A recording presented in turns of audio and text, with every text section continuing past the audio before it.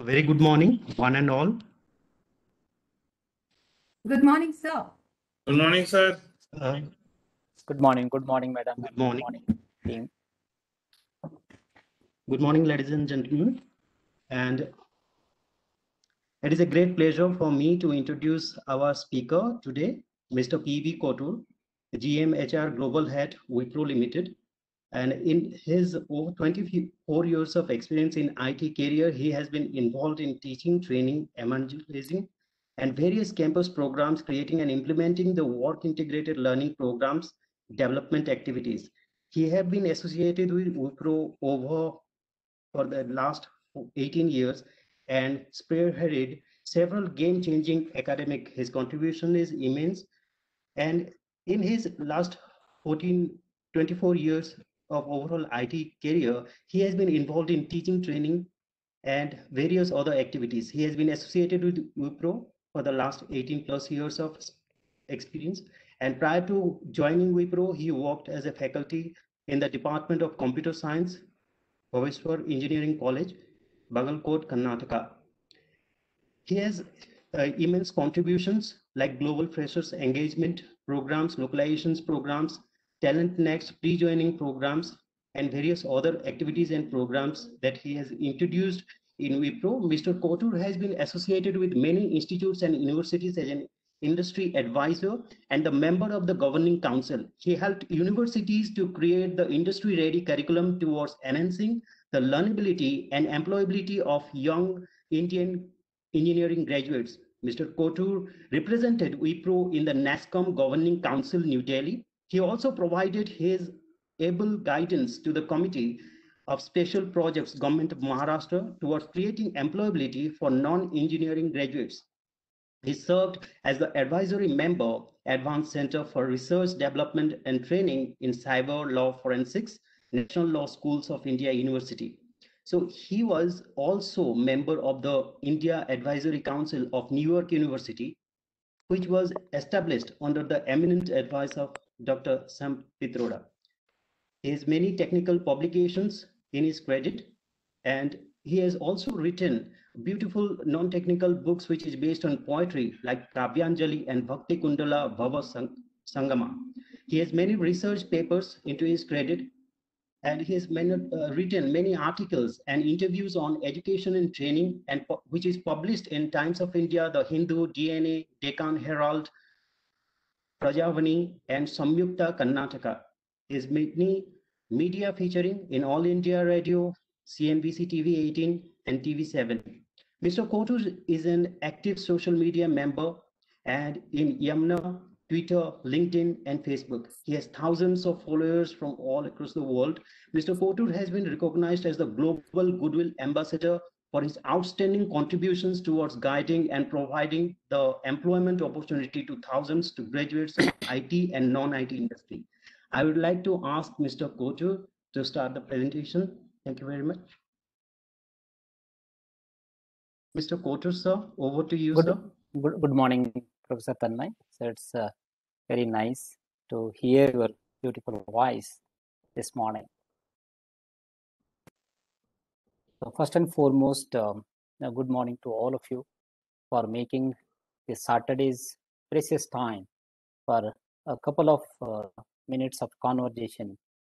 I feel privileged to be part of this event with NSB.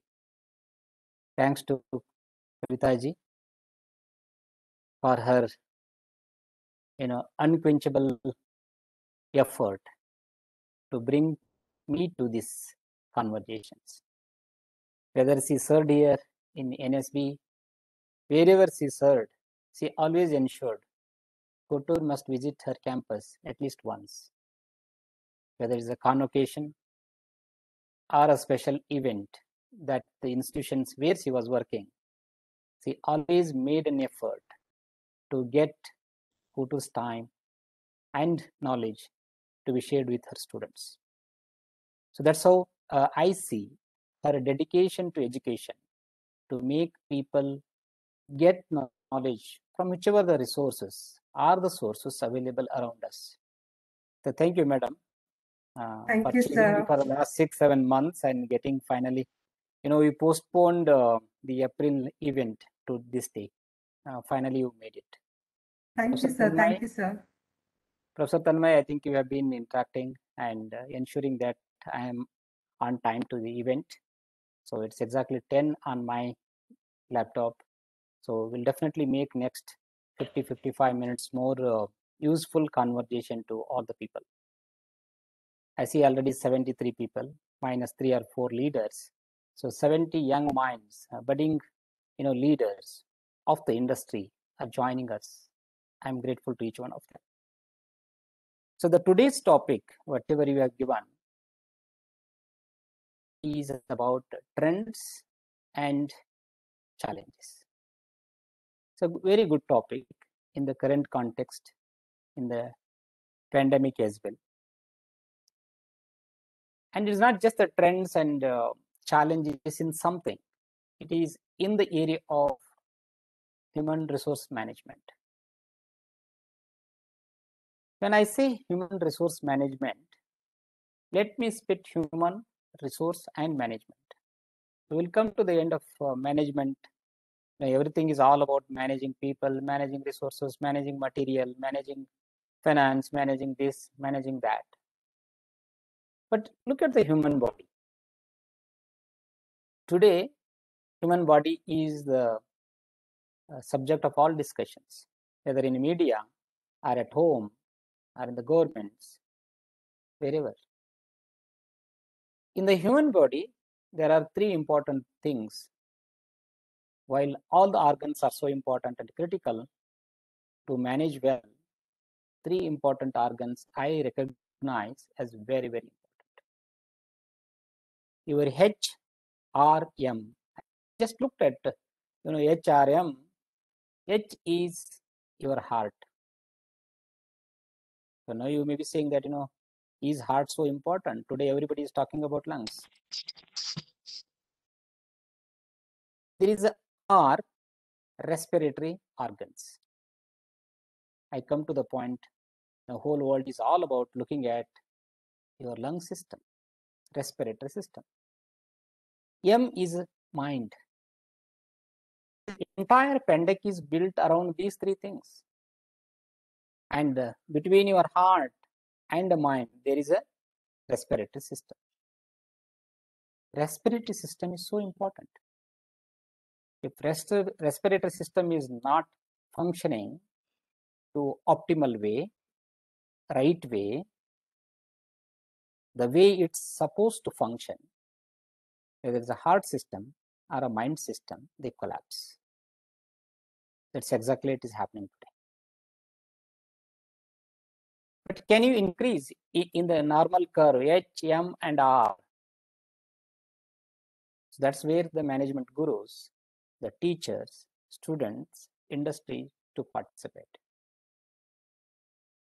H is emotional part of the story. Heart, pumping system. It supplies the oxygen to all the organs. The human system in any of the industry is a very, very critical resource. Whether it's a manufacturing industry, financial industry, IT industry, pharmaceutical industry, while all the machines are working, enabling, but continue to be the vital role played by human system. That's why I call this as a heart system. Emotions. Before going to the R and left, come to the right of the sequence, M. Mind system. Where is the mind? We are all taught the moment mind is, the word is spelled, everybody will go to this. The head system, the brain system. Mind is not in brain, mind is not in head. Mind is everywhere. If I touch something, it minds.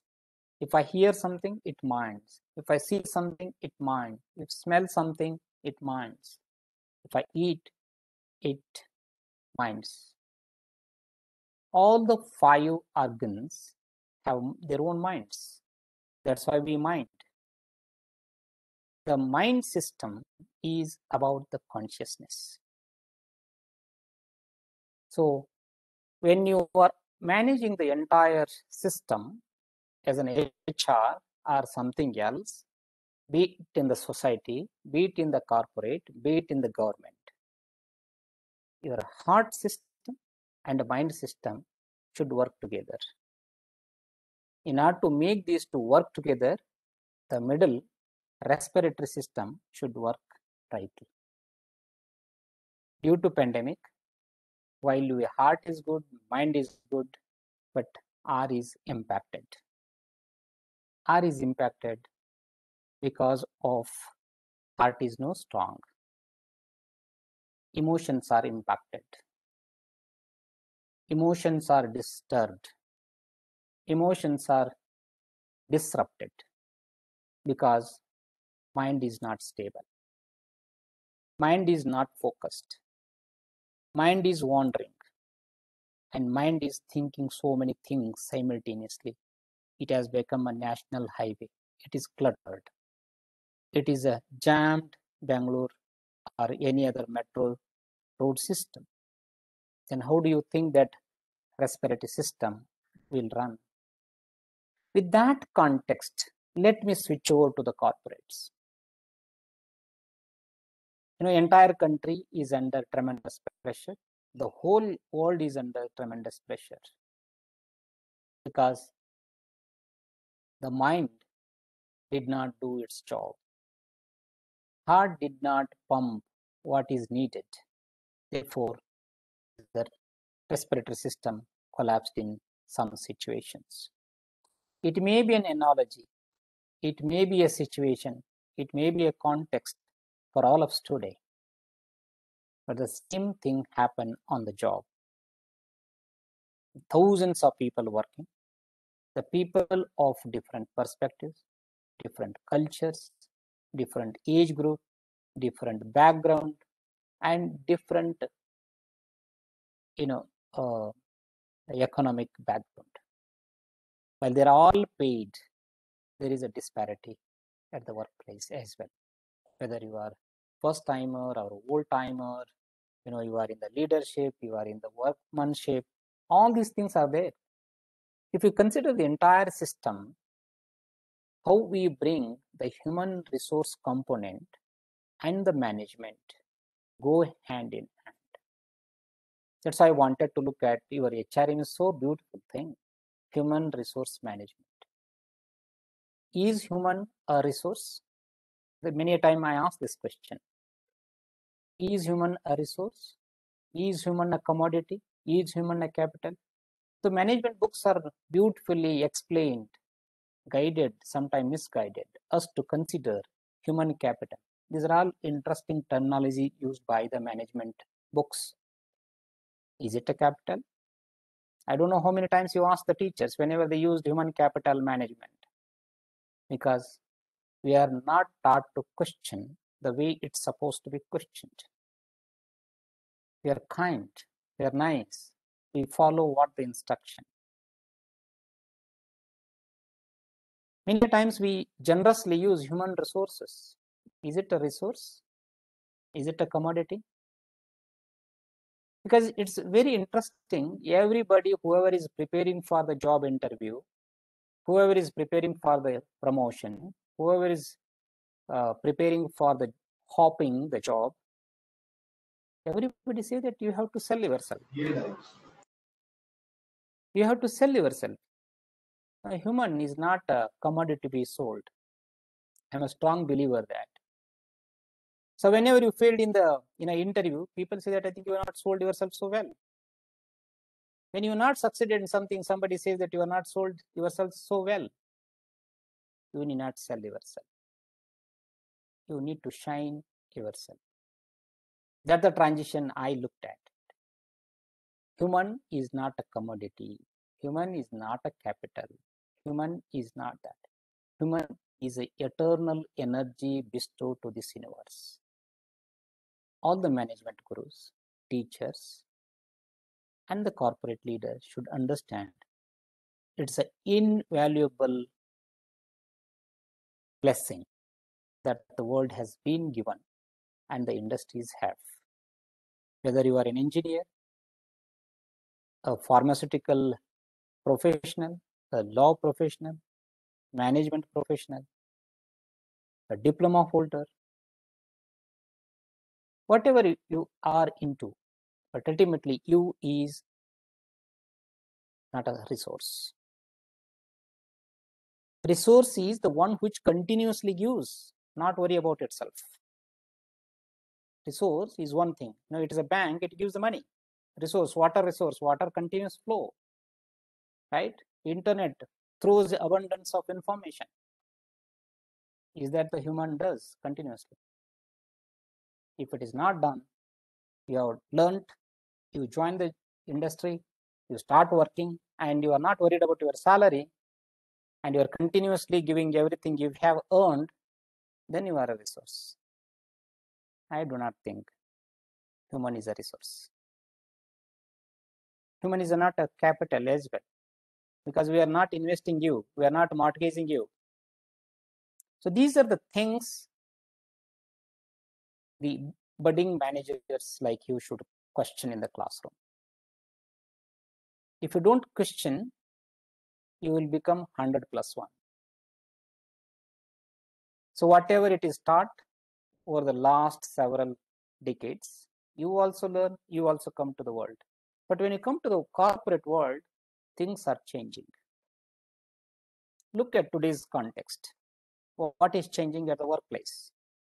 For the last 14-15 months, 98% of the workforce, the people, are working at home. Their residences, their homes have become their new offices. Pre-pandemic, whenever a person was in a meeting, if the family members were talking to them, there was a culture in office premises when the meetings are happening. If somebody very close for whatever the pressing need would call, people would see the person who's taking the call like not a professional one. In the last 15 months, it has completely changed the way we all thought. We never thought that the entire population would be away from the physical corporate offices. Thanks to pandemic. Pandemic has taught many lessons. To be innovative, to be articulative, to be flexible, and to be futuristic, and always be prepared. For an HR, in the entire dynamics of moving the entire population into their home spaces, you must have thought how much tremendous pressure the HR community might have gone through. Absolutely. It is not the physical shifting of the workplace from the so-called corporate buildings to the employees' houses. It is only a physical transfer. With that comes the entire computing infrastructure need to be seamlessly moved to the home office.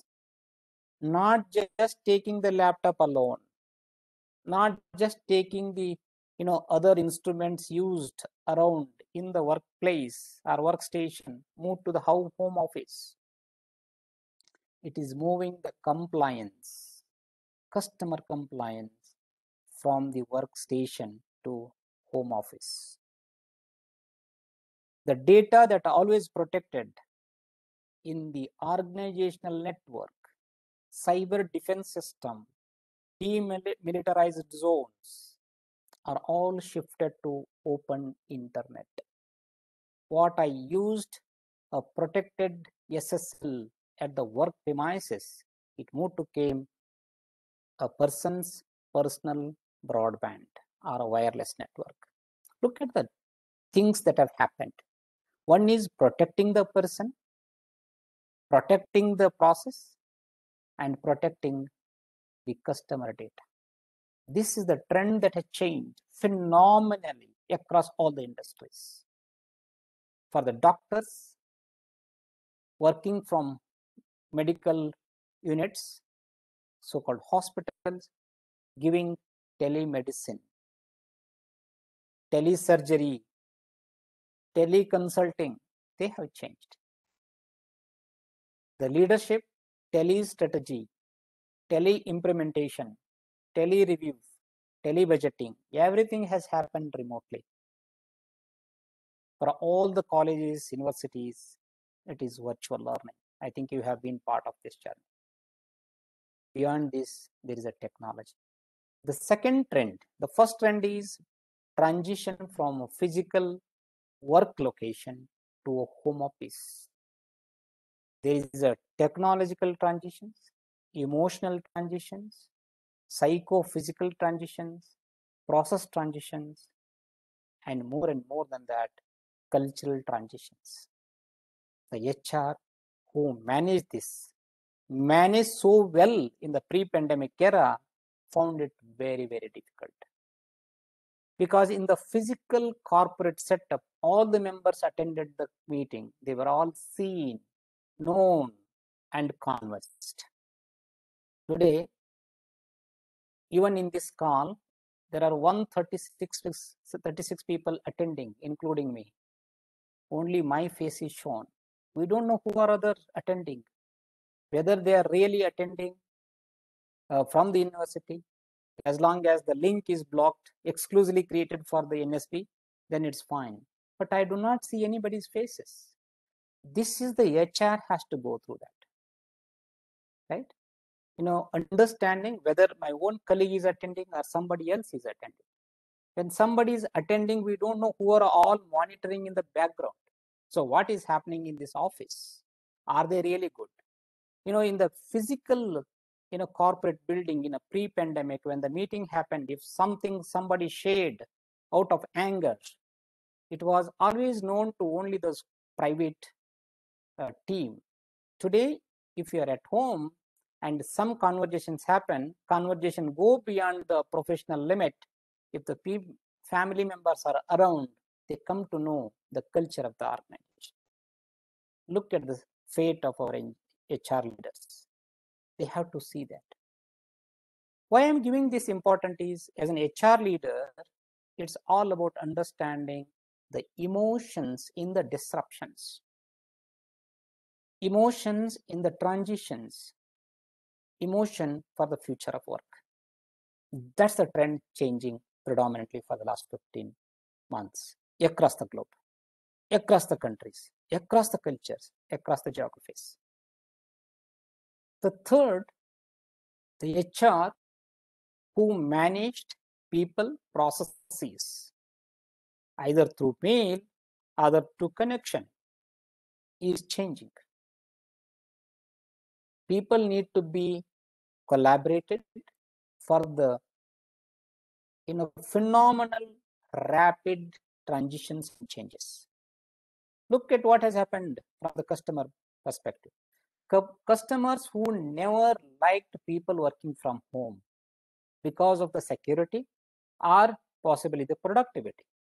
But today, the customers understood because their employees supposed to be working from home across the world. The third trend is mutual consent on moving the entire computing system, customer data, and people emotion safely, seamlessly to the new workplace. So that's where you will see the transition is happening on the HR fraternity, the employee fraternity, customer fraternity, the entire process fraternity. The fourth dimension that is changing the world today in HR fraternity is machine-started learning. You call it the machine learning. If the HR team told that how many of the team is top performers, so we say that 10 people are top performers because you have monitored all through the financial year or a quarter wise. So they were intelligence prevailed, and based on the intelligence, in out of 100 people, so 10 people are high performers. 10 people are not performing. Rest are high valued contributors or average contributors. Machines are coming into the workplace. If I am as an HR, if I tell these are the 10 people, because I do not have evidences, I only create an evidence for me. Now let me put these 10 people so that my job is done. But the leadership, if it has an access, machine generated report, sentiment analysis, there is a difference between the typical HR doing the day-to-day operations and analytics.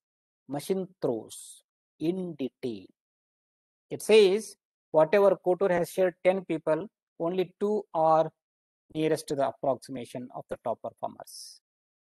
Machine tracks of all the people in my group, whether they are learning, whether they are upskilling, whether they are converging, are they completing new courses, are they working on time, have they delivered all the assignments given to them, are they collaborating, are they innovative, are they communicative, are they strategic. Based on the behavior that you type, the way you express, the way you converse, way you appear, all that machines does. What happens? The HR is in the traditional system, but machine learning has changing the way HR system is seen today. So only 20% of the work can be related to what the machine is doing it. As an HR, it is important for us to be careful about the trends that is changing. Machine started learning, machine throwing the analytics, machine started making decisions for the leadership too. So when machine enabled decision making is happening, the human leadership find it very, very difficult.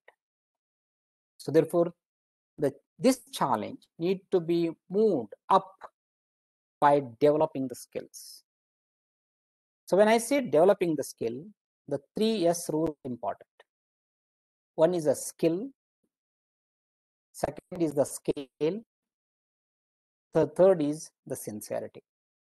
When you developing as an HR or the people or the leadership, skills are very, very important. The one skill, one job, one retirement is no longer valid in industries today. Maybe our parental generations had. One skill, one job, one retirement, absolutely. Today we are living in a whirlpool. You start with one, you immediately end up with another. Within one thing, yet next thing comes. Yet another technology comes, yet another process introduced. Look at the disruption that what has happened. What we perceive to be only a physical workplace is going to be powerful in this universe, completely changed. 98-99% of the workforces of all the industries, including the government, are working from home. So what I perceived was relevant became irrelevant today. What I perceived to relevant today becomes irrelevant tomorrow.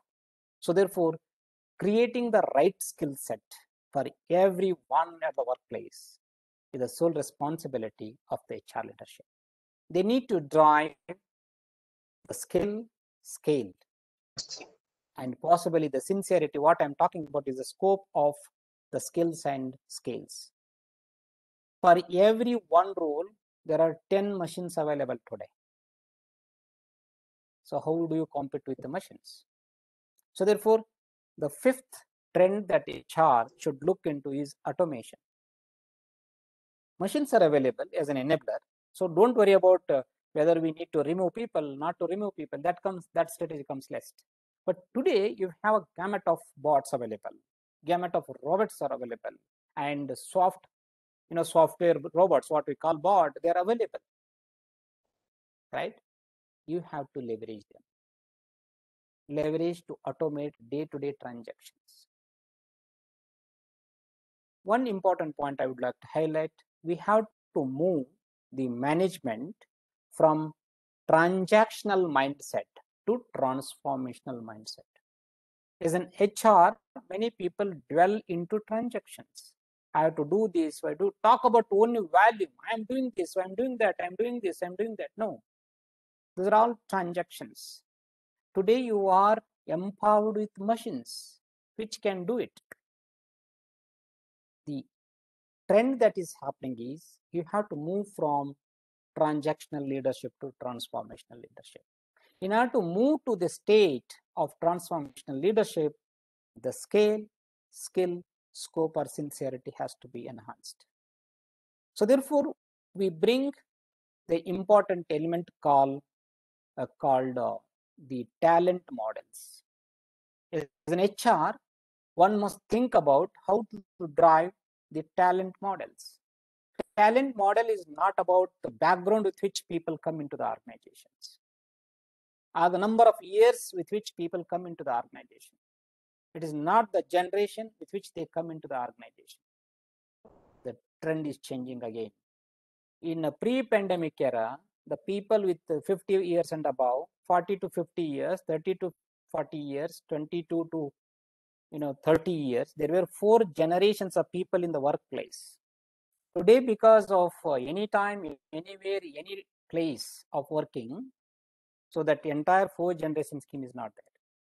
People are not worrying about it. So that's why the generational transitions also happened. So we looked at in the physical system, oh, he's a senior leader, so I have typical respect. Now this is a guy joined last month, a typical mindset. No, today it is not there. For the HR, what has changing and the trend is making everything virtual management in the new norm. Today onboarding happens virtually, salary happens virtually, procurement happens virtually, right? Progressions happen virtually, process management happens, production happens, forecast happens, everything, right? So results of the corporates are announced virtually, right? Everything is virtual. Virtual is a new natural one. Virtual has become a real. Real, what we've seen become before the pandemic has become virtual. In this era of virtuality, making reality is the real power of the HR leadership. So let me share a story, right? If you are not transitioning in the disruption, what will happen? It's a very nice story. One should remember it. There are 2 trees story. The story of 2 trees. Story of the 2 trees of the same species. If you call it the neem tree or something else, you can call like that. One tree was planted in a thick forest. Another tree was planted on the banks of the river. Both species, same family of trees. The tree that started growing on the banks of the river faster, many people started saying it. Everybody who came to the rivers pouring water, it's grown faster, started blossoming, giving. Everybody said, looked at so beautiful. And people who have a religious faith looked at the tree and started worshipping too. The same species tree, which was in the other side of the river, but little into these plants, it was also growing. It was growing, nobody was pouring water, summer came and it started drying up. Even in the summer, people, whatever see a small stream of water river, so the tree on the bank of the river got its quota of water. So after the summer, it started raining. So both the trees, once they talk to each other, how we have been, the way we have been asking our friends, relatives in this pandemic. Because all through this summer, they did not speak each other. One summer, when the other tree was drying up, the tree on the bank of river was still flourishing, had a courtesy call with the tree. How have you been? He said, I'm fine. I'm strong. The tree on the river bank started laughing. Now you are dried up. You are not strong. He said, no, I am strong. My roots are strong. My fundamentals are strong. Maybe I lost some leaves and flowers. I hope that I will bounce back. Okay, he's laughed and kept. Rainy season started, heavy rains, flood started. In the heavy rains, when the river started running full, the tree and the bank was fallen into the waters and swept away. The moral of the story is that whether you have a glory, fame, name, growth, progression, salary hike, if the fundamentals are not right, so there is possibility of falling fast.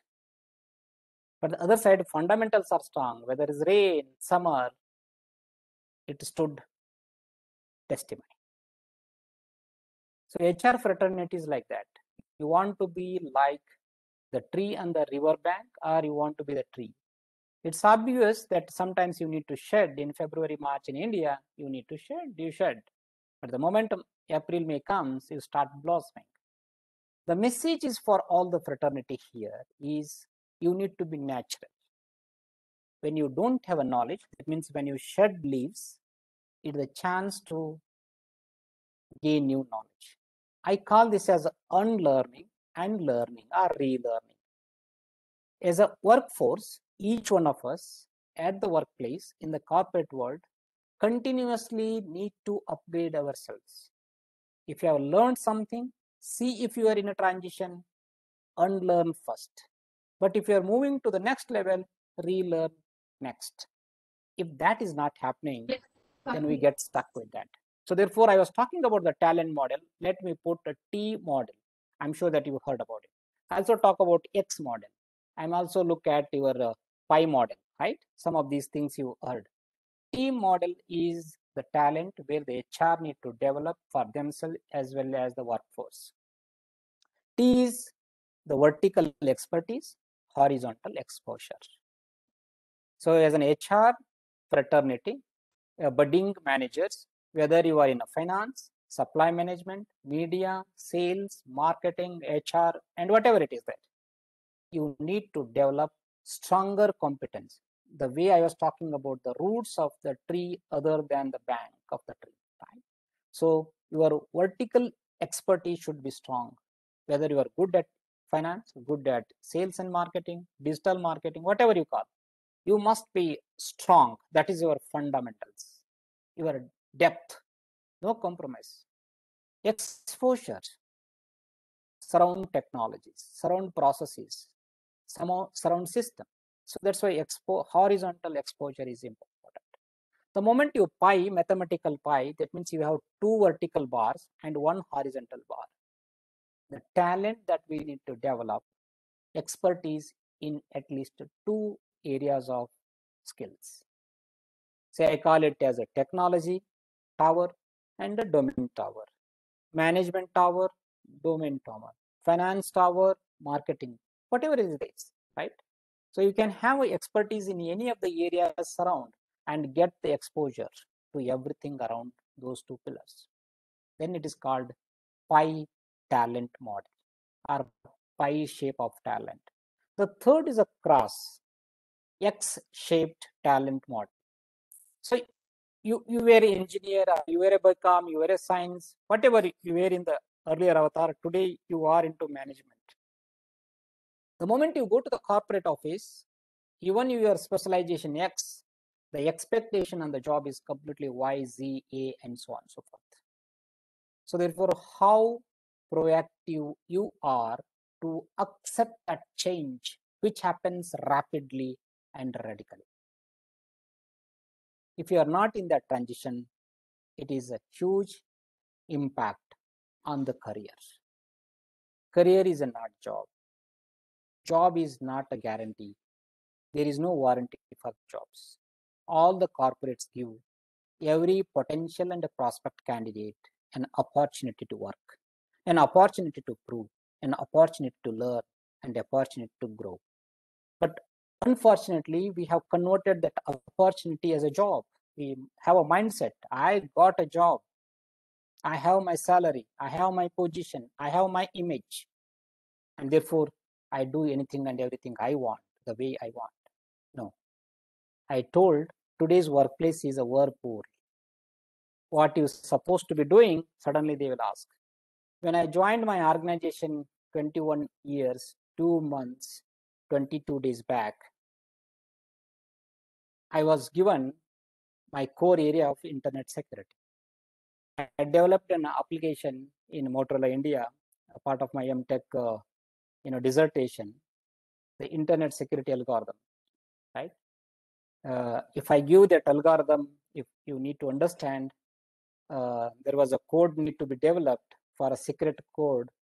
A simple one-line mathematics that involved in my computation is 200 digits number multiplied by 200 digits long number powered by 200 digits number. So that was an implementation. I did it. So even your computer, even if it is 64-bit computer or your 60-bit supercomputer that you have in hand called a smartphone, after 8 digits or 10 digits, it goes something into E or error. That is a tremendous amount of computation that happens. When I was working, I was feeling that I should do so many things in the internet security. Within first 18 months, by a rotation policy, my role is changed. They told you have to take up the management role. I said, no, I am a techie guy. I don't want to do. The leader said, you want to survive here, you have to move around the roles. So it was October 1st, 2002. I have been part of the management. And every 2 years, there is a change in the role, even in the management. Whether you have to do training, you have to do university, you have to do business integration, you have to do foreign language, you have to do geographical, development programs. All that keep on happening. On this February, they gave, you should lead the digital learning and platforms. Suddenly, out of the blue, one more initiative came. So driving e-learning in the pandemic, the roles keep changing. If I don't start unlearning something and then start relearning, so my quotient of talent, whatever I have developed, will start dipping it. So that's what I told. In the talent model, HR role is to address this to the core, develop stronger fundamentals, bring advanced features of learning, technology, processes into the space. Why I'm telling this, dear friends, you may be aware, the way the curriculum we offer today across all the domains of education, not necessarily management. If you have learned something before coming into management, say BCom, BSc, engineering, medical, whatever, look at the books you have read. More or less same books your seniors have studied, their seniors have studied. Syllabus has not changed. For every organizational behavior, same syllabus, same books, maybe titles have changed, the same case study. Where is the innovation? Right? For the same finance, same tools have been used, same tools are practiced, but the organization, customers are using different tools. Right? Look at all your 10 plus 2, whoever in the mathematics, all differential integrations, everything is taught. But when you become a management and move into this, you are given and asked to do something on advanced Excel. So if you have not learned advanced Excel, whatever differential calculus, integration, all the high funda mathematics, whatever studies comes to zero. So we restart, rebooting our mathematical capability by managing the Excel sheets. So people are comfortable managing Excel sheet. They think, why I'm a master? But even in the Excel sheet today, business intelligence has come in, visualization has come in, data representation has come in, insight generation is created, sentiment analysis are made, predictions happen, and forecasting is also done. If I'm not going into this and I'm stuck with all the cell computation plus minus subtraction average and all that, it will not give you the edge. The HRs are under tremendous pressure because the tools and technologies introduced to the workplace are every time, every month, every quarters are changing. The traditional HR fraternity who have been using whatever the tools they learned in the academics are not useful. So I'm giving this input, whether it's IT industry, manufacturing industry, pharmaceutical industry, tourism industry, e-commerce industry, telecom industry, everything is changing because machines have entered the workplace already. Artificial intelligence, machine learning have changed the way we looked at the workplace. So we need to really compete with the machines, not with other human beings. You need to compete with rapidly thinking machines, not with the rarely thinking human beings. That is the change that is happening. The third important point I would like to highlight, the challenging part of the story. If you have been a traditional HR, even in the finance, human resource, sales and marketing, material management, today because of the data analytics, data science is high at the workplace. If you are not migrating to that mindset, the role becomes diminished. Whatever the traditional organizational behaviors are taught, emphasized, asked to practice, they become irrelevant the moment you hit the corporate buildings virtually today, or even real whenever you go back to office. Therefore, I would like to highlight the syllabus that you study. It may be in the prescription by the universities or the governing bodies, but you as a learner need to explore beyond the syllabus because syllabus has not changed. The way it is taught is not changed. The case studies that are taught are not changed, but the workplace has completely changed. Reason number one, because of every quarter there is a constant change in the technology. Every quarter there is a change in the emotions of the end customer are called consumers. Every quarter there is a change in the way the customer expect, whether the learning experience, end user experience, optimization, process implementation, right? Productivity, right? Return on investment, all the beautiful terminology is being used at the workplace. But if this adoption is also not going, only these are increasing, there is a gap always. So I'll give a perspective so that you appreciate.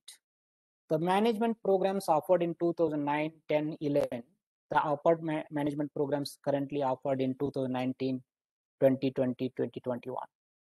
So I have seen the growth because I did my mini MBA program from IIM in 2003 to 4. When IIMs offered those programs during that time, maybe 10 lakhs, 15 lakhs for 2 years program. If the guy completed that program successfully, he used to get salary or CTC of 25 lakhs. If the 10 lakhs fees, complete the program, maybe you got an offer of 20 lakhs CTC. Today, the CTC that was given 10 years back has become a fees. The salary they get was the fees they paid 10 years back. I see this method. So why it is happening? Because we have not reinvented our systems. We have not reinvented the system of syllabus, tools, methodology, and so on and so forth. Look at the pandemic scenario. The way you used to sit in the classroom, the way the teachers used to teach has not changed much, right? Maybe the teacher used to come with formally dressed into the classroom. Today they may not be dressed. It's not the change. It's a comfort. It's a flexibility. The tools that were demonstrated in the classroom may be on the chalk and talk board, but not in the labs, right? Today, I can bring the chalk and talk model into demonstration. I can open up a video. I can open a case study. I can open up the tool and give you live demonstration of how the case study is learned. Are we doing it? maybe and may not be. The way students were engaged in a pre-pandemic in the classrooms, maybe 2 months before, you might have been in the campuses, interacted, cheered, enjoyed. In this, are you thinking about how to make all of you to have a concentration, focus for the next 30 to 40 minutes? So our methodology has not changed. I find it very difficult whether you are all 140 plus people are with me now, because I'm only seeing your names on the screen. You may be hearing or muted my voice, but are we together? So I see there is a thumbs up. So if you are not able to do this in a virtual world, we disconnect. Thanks. So I'm able to see many of you are showing thumbs up. That's wonderful. So the art of managing, art of engaging remote learners, remote working team, and remote leadership, remote customers, we collapse as a system. So assume that your network is not working and you're supposed to call TSPs. And if those people are not available because of the pandemic, you get frustrated. So as a workplace, if customer is asking something, if the team is not available, HR gets frustrated because you have to deliver the solutions. So therefore, bringing in the pandemic time or non-pandemic time, proactively what tools, technologies, and processes need to be in place. I have to proactively build that. If I don't, I will fail as a system. Possibly I will take 1 or 2 points and then we'll open up for the conversations. Is that okay, Dr. Kavita? Perfectly right. Fine, sir. Yeah. You know, 2 quickly things. What has changed phenomenally is future skills entered the workplace.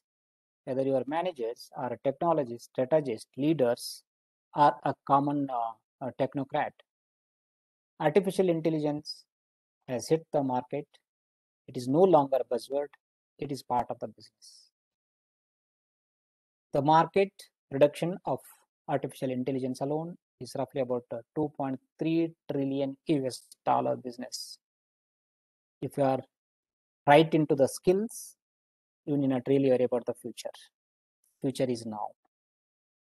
Machine learning, the sibling of the artificial intelligence, about 26 billion devices are connected today. So therefore, 26 billion devices are connected today. The connected intelligence is available through IoT. Are you leveraging IoT for decision making? Right? If you look at all the hospitals are on camera system, surveillance system. All the streets in metros are on surveillance system. All the offices possibly are in surveillance system. So corporates on a surveillance system. So much data comes into the data centers, clouds. Are you using this connected intelligence for the humanity, prosperity, growth, economical empowerment of people? As an HR, as a future leader, you should think, can I use this connected intelligence for creating a connected, intelligent enterprise, connected, intelligent society, connected, intelligent campus? If you're doing it, it's great. The third technology that is changing rapidly is the cloud technologies. Initially, people used to think in the corporate, every businesses for that matter, IT is an enabler of the business. Whether it's a manufacturing, pharmaceutical, tourism, this and that, whatever the industry, agriculture industry also, you can look at it. So they all thought that IT is an enabler of the business. Today, IT is a business. So therefore, the cloud has taken the entire storage infrastructures made, computing infrastructure made, pay per performance. So therefore, as an HR leader or a leader in general, you need to understand the standard time-bound systems are not working today. What is working is everything as a service model. If it's an infrastructure as a service. Software as a service, right? So platform as a service. Learning as a service. So therefore, I call it everything as a service. As a HR leader, you need to understand this fundamental, leverage the cloud technology to create wonderful results for the business, for the shareholders, for the stakeholders, and creating the customer success. We have to change the mindset of being in a customer service industry to that mindset where we focus on customer success. We are generously taught customer centricity, customer service, customer this, customer that, but we fail to teach customer success. Customer success is a win-win situation. Customer service is a tick mark. I have done my job. I don't know what has happened to customers. I have provided the service online, customer care center, it says, but the customer is not getting. So doctor says, I have done everything on the surgery, but the patient died. Is not a customer success. So the hotelier says, I have served the way, but unfortunately he's puking. I don't know what has happened. Not a customer success. I have taught everything in the college, but student did not score. It's not my problem. It's not a customer success. Government says, I have given everything to the people. People continue to be poor. It's not a customer or a citizen success. If you don't bring this into the workplace or your life around, we as a team, communities, together we collapse because we are taught to become right to ourselves, not to the world.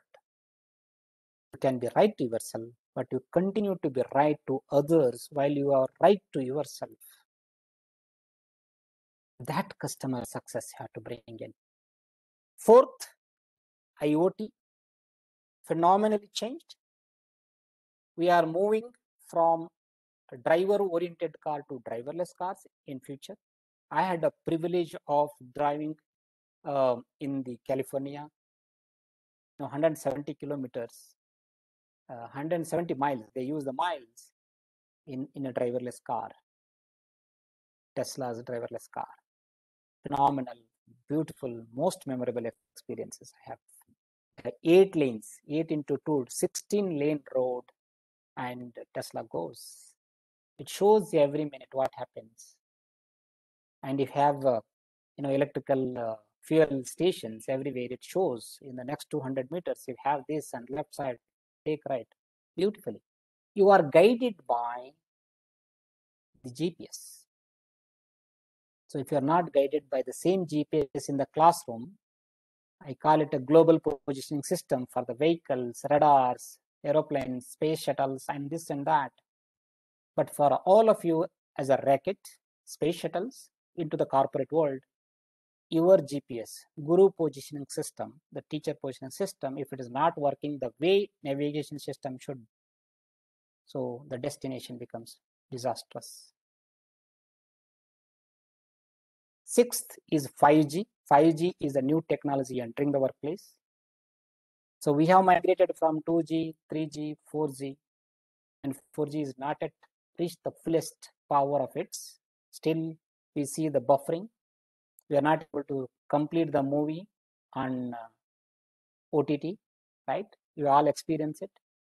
But when the 5G comes, the power of 5G is 100 times what we have.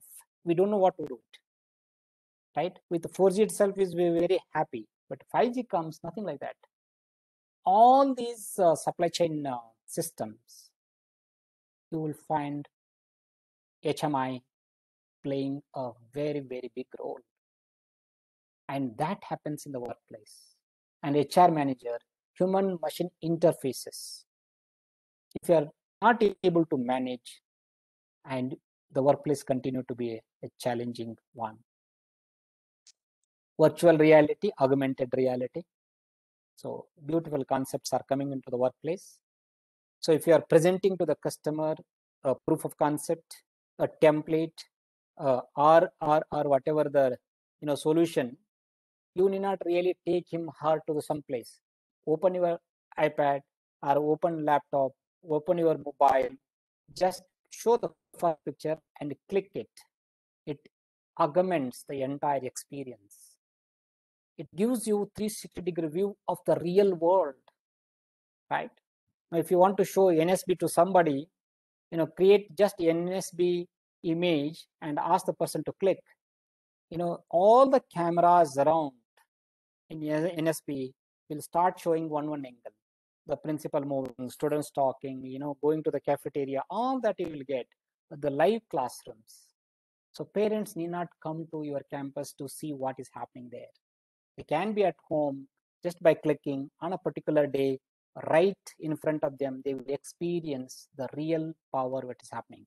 So you need not present, we are that college, we have so many things we have done. No, in the real time, you give that virtual reality, augmented reality of the system.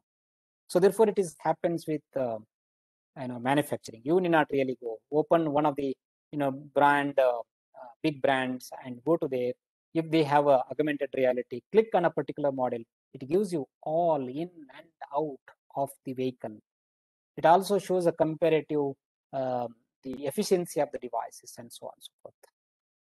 Absolutely, that is the world we are entering it. Mobile technology, you have been using it. They are part and parcel of the workplace and is continue to grow. Thousands of apps are coming in, and as an HR leader, you need to leverage it for every other purposes, not necessarily people management. The last is RPA, robotic process automation, which has been part of the businesses. And I'm sure that you as a future leader will bring all the strategic perspective, technological innovations, people dimension, empathy, understanding, relearning, and being proactive to the world. So thank you so much for all of you for being so patient and helping me to share a couple of thoughts with you, how we as a workplace understand the current trends and understand the challenges and come up with right solutions. Thank you so much. Thank you, Dr. Kavita and Professor Tanmay, for giving this opportunity. So I'm more than happy to take one or two questions if your leaders, future leaders have.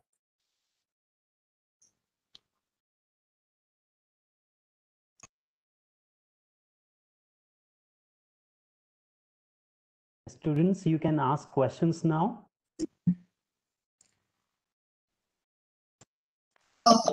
Excuse me, sir. Yes, please. Sir, myself Alekhya. Sir, Alekhya, please. yeah, thank you, sir. Sir, as you were explaining, about in future there are many missions who is helping with the HRs and all as a upcoming as a new generation to come into the HR field. Because as for now, as for my understanding, marketing and finance and booming, we have some thought like whether we come into the field, we can sustain in the field after knowing everything and all. Could you please help me? How will be the future even after learning all the missionaries things and all after developing ourselves and all? Because it's a very challenging task because day by day it's changing every new techniques. Very simple solution to Alekhya. First and foremost, you are the first person to show thumbs up when I ask that you are, whether all of you are with me. Thanks for that. And thanks for the question, right? Now, I know that each of you enter into a particular specialization, do something, get into the corporate, start doing something, learn something. So possibly that is an, we are in a VUCA world. VUCA world is, you heard about VUCA world, right? Yes, sir. What is the VUCA world? So that means we all are under who kind of UVCA, right? You all know, right? All ambiguous, volatile, right? Uncertain, complex. Uncertainty, volatility, complexity, and ambiguity. This is the world we are in. But it's always it is your internal strength to pursue, face, and prosper. If you're not constantly reinventing you, and if you think that whatever is achieved is more than enough, it's not going to solve the world problem. As a leader, as a teacher, as a corporate person, our behavior to be like water or a liquid. When I say that, you understand, whether you put in the tumbler, it takes the tumbler space. When you put in a jar, it will take the jar shape. If you put in the glass, it will take the glass. If you put in something else, it takes.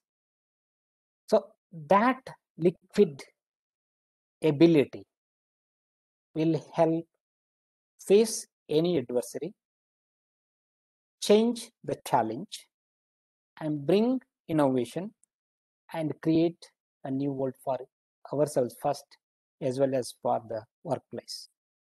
I'm sure that it will help you to understand. Thank you, sir.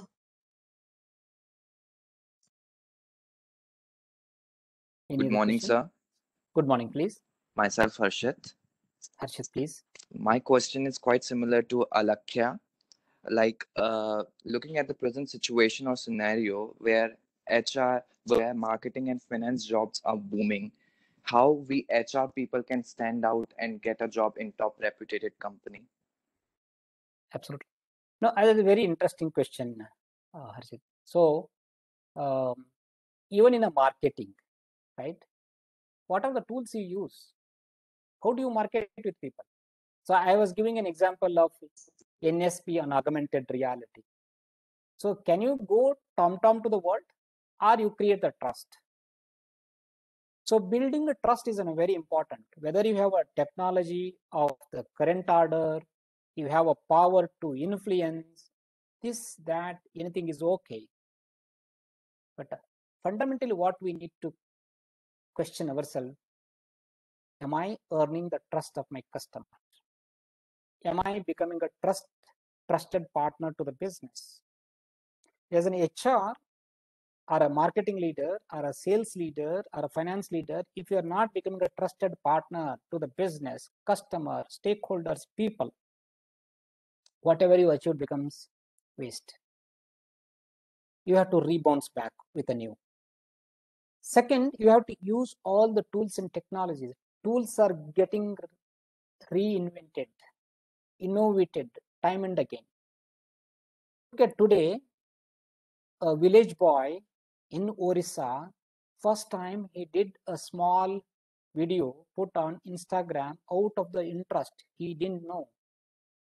Within no time, his followership moved in such a way that everything he speaks gets him or her money.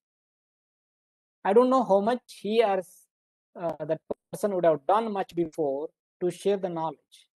So social media came to rescue and put the person on the global pedestal. Second, if the person continued to do the same thing in the same language, you may get attracted to the scope, only those set of people. But if you increase the marketing, every word that voice speaks to other global languages, marketing goes up. If that innovation doesn't happen, you get stuck. One popularity, what has brought to you here, will not take you to there. I hope you understand this. For your guidance, but in addition to this, how to gain that trust and what are those tools and techniques which you have told? Trust building is not a overnight journey. Trust builds in multiple ways. Trust is an emotion. Your competence is okay. Competence always not the first criteria to build the trust. Your ethics, integrity, consideration, constant learning hunger, and constant upgrading yourself to the processes will take you to the next place. Second, it is not one-time delivery, time and again delivery with the same efficiency. When you communicate right things, communicate always, irrespective of where you are. That builds a trust. Do right things for the right cost, for the right people, for the right time. Builds a trust. Right? Whether you are promoted, you are given a salary or not, but you continue to demonstrate resilience, determination, grit, builds trust. all these will become accumulated wealth of yours at this point in time. They grow bigger and bigger and bigger. So look at these things as a very simple. That's why I told the fundamental first. The moment you are strong on fundamentals, developing surrounds becomes easier. So, thank you for your guidance. Dr. Kavita, I'll take one more question last. Is that okay? Yes, sir. Anyone? Good morning, sir. This is Krishna Kumar Solanki. Sir, Good morning. at one point, you talked about customer success. So, can I know, according to you, what is customer success? Means just selling the product or something else? No. So customer success is, at a point of sale, right? POS, you do something, the other side receives something, right? Look at this, what is happening for the last Yes, sir. 65 minutes, right? Assume that I'm a service provider, and for the analogy sake, you are all on my side customer, right? If in the last 55 minutes, if I not delivered what you wanted, and whatever I delivered is only giving me happiness, but not to you, is not a customer success. If you say that is good, so I tell that, Dr. Kavita invited, go to tick mark. Now we started on WebEx, tick mark. I spoke whatever I pleased to speak, tick mark, right?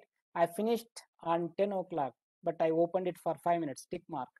But at the end, if all 130 plus people said that is a waste of time, I did not get. I learned whatever it is there. There is no insight. There is no decision making, no direction, no digital prowessness, no technology. What next? I don't know. Then what happens? It's only a customer service, not the customer success. So that's what I was explaining. Customer success is how the other side feels about your services, not you tom-tomming about your services. What happens today, we try so much. The moment you take an online service, your mobile give the feedback, right? And feedbacks are so designed, you have option to give right feedback only to please them. It is not the customer success. It's only customer service. If the packet is consignment is received in a damaged condition, but so you say that I have received, yes or no? Yes, you have received, but you have received a damaged product. Is not a customer success. If they ask, have you received the consignment in a right state, in working state or functioning state? If they ask your ratings, yes or no, if you say yes, that is a customer success. Thank you, sir. Taken most of your Saturday's beautiful time in the morning. No, sir, it's a working day actually. No, correct. For them, it's a working day. I know that you should have been in the classroom and listening to Kotur. Yes, sir. If it is going to helpful, then it's absolutely a beautiful Saturday. After pandemic, we would definitely invite you, sir. Okay, We thank you want to so much. invite you. Absolutely, absolutely. Sir. So if there are Tanvi, no sir? questions, I think we can conclude, Professor Kavita. Yeah. So thank you Tanvi, very sir? much. It was indeed an insightful. It's a great honor to propose the vote of thanks to all who have helped us in making this webinar a resounding success. First of all, I would like to extend my heartiest vote of thanks to our guest speaker, Mr. P.B. Kotu, for making an Thank you, sir. excellent session, making very meaningful, interesting, and very insightful indeed. I would like to thank our beloved HOD academics, Dr. Syed sir, and head of placement, Kavita ma'am, for all the guidance and moral support. I would also like to thank Mr. Yusuf sir for all the technical support, and thank the wonderful students. Thank you so much for your cooperations for attending this particular webinar. Thank you so much, Kotur sir. It was indeed a very insightful session. Thank you so much.